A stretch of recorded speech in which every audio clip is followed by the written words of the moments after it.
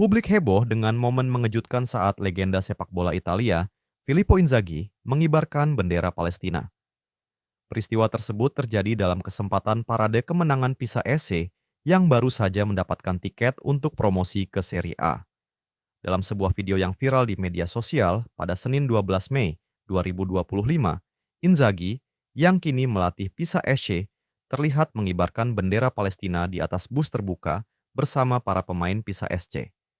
Aksi tersebut dilakukan saat tim melakukan arak-arakan keliling kota Pisa untuk merayakan keberhasilan mereka kembali ke kasta tertinggi sepak bola Italia untuk pertama kalinya sejak tahun 1991.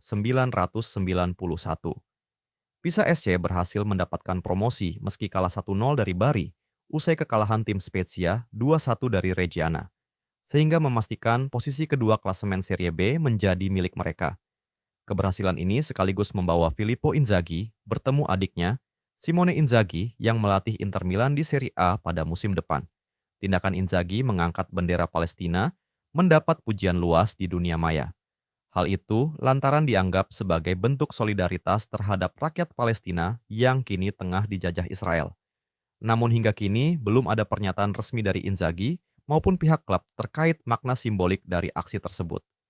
Aksi simbolik ini menambah makna emosional dalam momen bersejarah bagi Pisa SC, di mana tim tersebut kini bersiap untuk kembali bersaing di liga tertinggi Italia musim depan.